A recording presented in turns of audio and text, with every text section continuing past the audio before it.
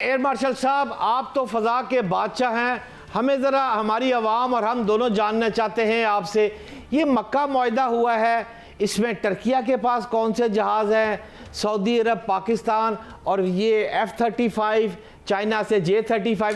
पाकिस्तान के पास अगर खुदा न खास्ता इस वक्त प्रॉब्लम आए तो कौन कौन से जहाज़ हैं जो कि हम हवा में लेकर आ सकते हैं? मेरे नाज़रीन को बताना पसंद करेंगे एयर मार्शल साहब। देखिए शहजाद साहब, जो है ना कॉमनैलिटी ऑफ जो वेपनरी है वो काफ़ी है इन तीनों कंट्रीज़ में, क्योंकि हम तीनों कंट्रीज़ जो हैं वो वेस्टर्न वेपन्स ऑपरेट करते रहे और कोई 70-80 साल से करते रहे। जहाज़ों की तरफ हम जाएं तो अगर आप देखें तो F-16 एक ऐसी फ्लीट है जो कि ये तीनों कंट्रीज़ फ्लाई कर रही हैं।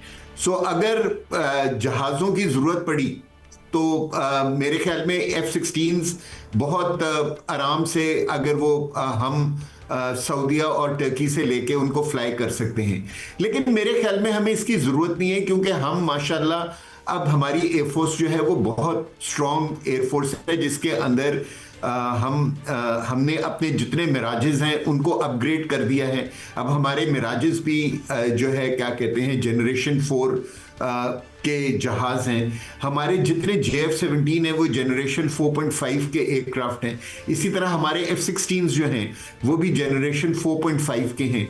और हमारे पास एक बहुत एक बहुत इफ़ेक्टिव जो है फ्लीट है, जो कि इंडिया का जिस तरह का अब आगे मुकाबला हमारा इंडिया के साथ होगा उसके लिए काफ़ी है। लेकिन जब आप मक्का मुआहदे की बात करते हैं तो हम सिर्फ लड़ाई को देखते हैं, जबकि मैं समझता हूं कि मक्का मुआहदे का जो दूसरे पहलू हैं वो पीस में ज़्यादा इंपॉर्टेंट है। For example military cooperation, military exercises, defence industry की कोलैबोरेशन, एक दूसरे के वेपन सिस्टम्स को क्या कहते हैं इस्तेमाल करना, एक दूसरे के साथ फ्लाई करके आपने उनके साथ नए टैक्टिक्स बनाना। फॉर एग्जांपल कि अगर इंडिया जो है वो अपने MiG-21 को राफेल के साथ रिप्लेस कर रहे हैं, और अगर उनके पास आ गए 144 राफेल तो एक बहुत बड़ी और इफेक्टिव फ्लीट होगी उनके पास। लेकिन अगर हमने उनके काउंटर टैक्टिक्स को इवॉल्व करना है तो अभी जो है क्या कहते हैं इनके पास सऊदीया के पास F-35 हैं, F-18 हैं, और इसी तरह उनके पास अगर अगले 2-3 साल में उनका ना 5th जनरेशन एयरक्राफ्ट टर्की के पास आ जाएगा, कान, जिसके अंदर हम भी उनके साथ बहुत ज़्यादा कोलैबोरेशन कर रहे हैं as an air force and as a country.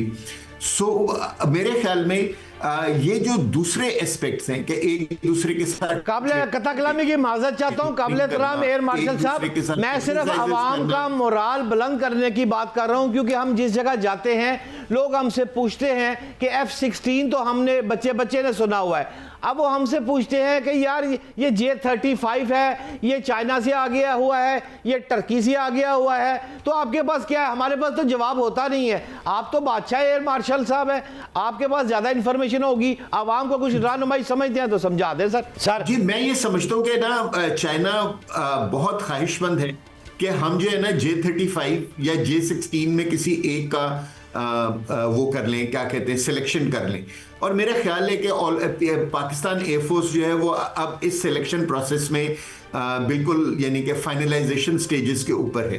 सो अगर हमारे पास J-35 या J-16 चाइना से आ जाते हैं तो वो हमारे पास बहुत बड़ी एक एड ऑन होगा, क्योंकि वो इस थिएटर के अंदर पहला 5th जनरेशन एयरक्राफ्ट हो।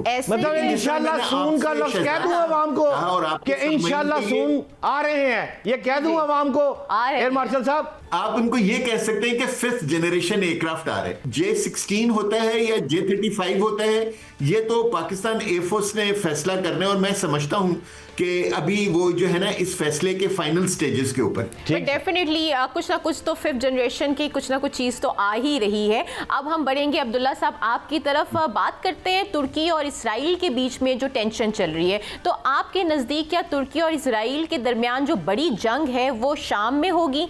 इसके हवाले से कुछ बताइएगा।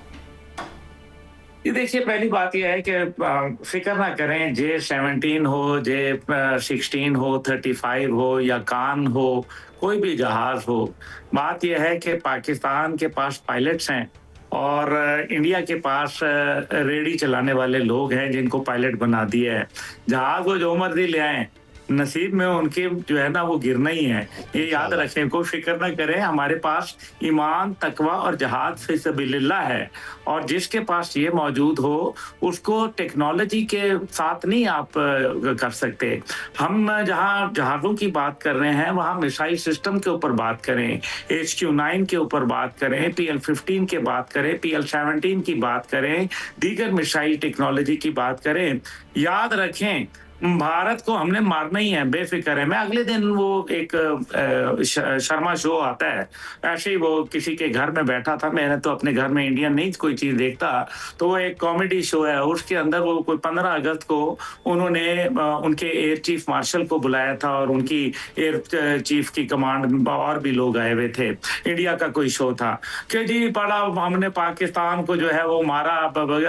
आप यकीन माने उसकी शक्ल देखें एयर चीफ के ऊपर कि वो कितना वो शर्मिंदा उसकी निगाहें झुकी हुई थी कि वो कॉमेडी में पाकिस्तान को तो आड़े हाथों ले ही रहे थे, लेकिन हकीकत तो फिर आपको भी पता है और उनको भी पता है। और फिर डोनाल्ड ट्रंप ने जो 6-0 से शुरू किया, 13-0 तक तो वो ले गया हुआ है। तो बहरहाल ये तो एक अवाम के लिए, फिक्र ना करें, पाकिस्तान इंशाल्लाह ताला जब भी मौका मिलेगा ये पाकिस्तान इंशाल्लाह सुरखरू होके निकलेगा। 2 डेज आर ओवर।